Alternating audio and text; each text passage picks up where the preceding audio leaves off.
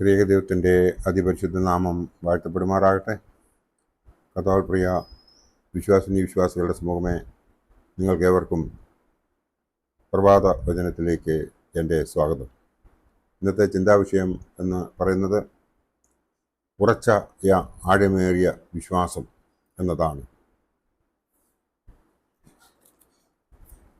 ഒരു കുടുംബം എന്നാൽ അതിൽ ഉറച്ച ആഴമേറിയ വിശ്വാസമുള്ളവർ ഉണ്ടായിരുന്നാൽ ആ വീടിന് സമാധാനം ഉണ്ടാകും. സമാധാനം ഉള്ള വീട്ടിൽ ഐശ്വര്യമുണ്ടാകും.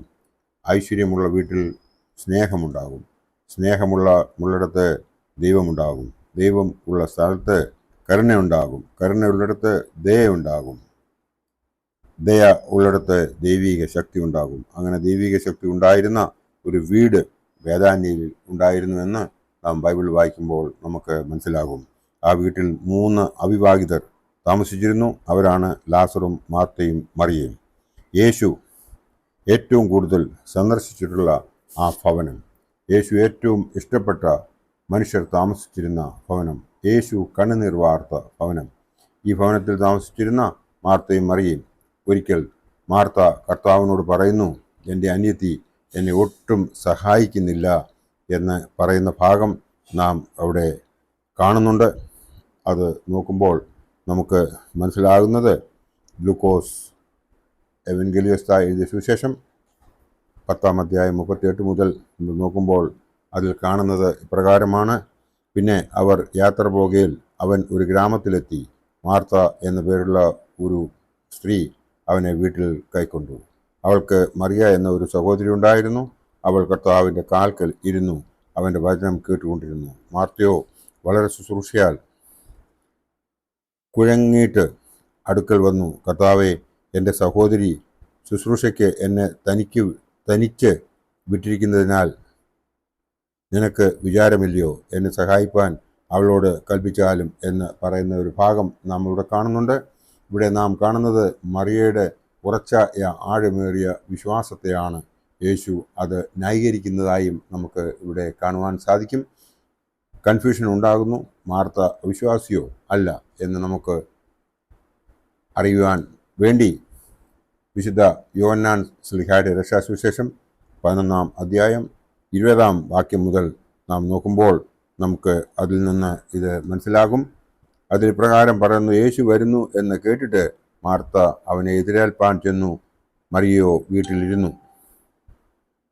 മാർത്ത യേശുവിനോട്, കർത്താവേ, നീ ഇവിടെ ഉണ്ടായിരുന്നുവെങ്കിൽ എൻ്റെ സഹോദരൻ മരിക്കയില്ലായിരുന്നു. ഇപ്പോൾ നീ ദൈവത്തോടും എന്നെ എന്ത് അപേക്ഷിച്ചാലും ദൈവം നിനക്ക് തരുമെന്ന് ഞാൻ അറിയുന്നു എന്ന് പറഞ്ഞു. യേശു അവളോട്, എൻ്റെ സഹോദരൻ ഉയർത്തെഴുന്നേൽക്കും എന്ന് പറഞ്ഞു. മാർത്ത അവനോട്, ഒടുക്കത്തെ നാളിൽ പുനരുത്ഥാനത്തിൽ അവൻ ഉയർത്തെഴുന്നേൽക്കും എന്ന് ഞാൻ അറിയുന്നു എന്ന് പറഞ്ഞു. യേശു അവളോട്, ഞാൻ തന്നെ പുനരുത്ഥാനവും ജീവനുമാകുന്നു. എന്നിൽ വിശ്വസിക്കുന്നവൻ മരിച്ചാലും ജീവിക്കും. ജീവിച്ചിരിക്കുന്നു എന്നിൽ വിശ്വസിക്കുന്നവൻ ആരും ഒരു നാളും മരിക്കയില്ല.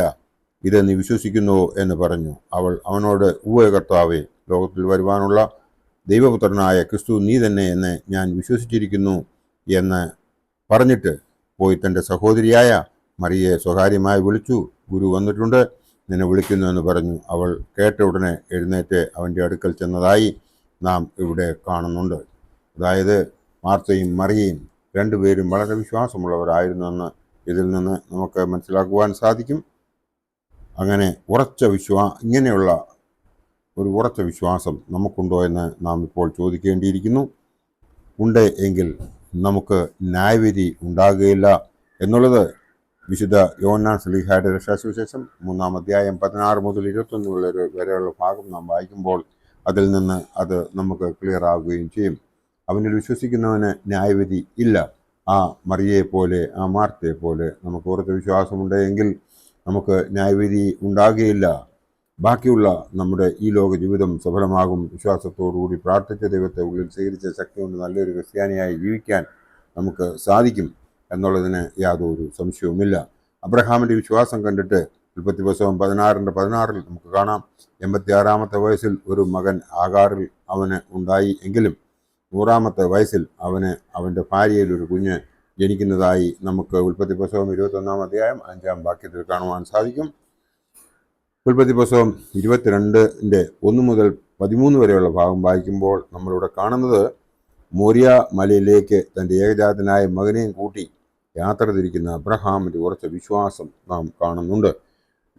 വിശുദ്ധ ലൂക്കോസ് എവൻഗേലിയോസ്യുടെ സുവിശേഷം 1-ാം അധ്യായം 26 മുതൽ 38 വരെയുള്ള ഭാഗം നാം കാണുമ്പോൾ അവിടെ പറയുന്നത്, ഈ ഭാഗത്ത് നാം വായിക്കുമ്പോൾ കന്യകയായ മറിയാമും ഗബ്രിയേൽ ദൂതനുമായുള്ള സംഭാഷണം നാം കാണുന്നു. അവളുടെ വിശ്വാസം, ആഴമേറിയ വിശ്വാസം, ഉറച്ച വിശ്വാസം അവളെ കൊണ്ട് ഇങ്ങനെ പറയിപ്പിക്കുന്നു, ഇതാ ഞാൻ കർത്താവിൻ്റെ ദാസി, നിൻ്റെ വാക്കുപോലെ എനിക്ക് ഭവിക്കട്ടെ എന്ന് അവൾ പറയുന്നു. ഇങ്ങനെയുള്ള ഉറച്ച വിശ്വാസം നമുക്കുണ്ടാകട്ടെ എന്ന് പ്രാർത്ഥിക്കാം. ദൈവം നമ്മളെ എല്ലാവരെയും അനുഗ്രഹിക്കട്ടെ. എൻ്റെ വാക്കുകൾ ഇവിടെ ഉപസംഹരിക്കുന്നു. നന്ദി, നമസ്കാരം.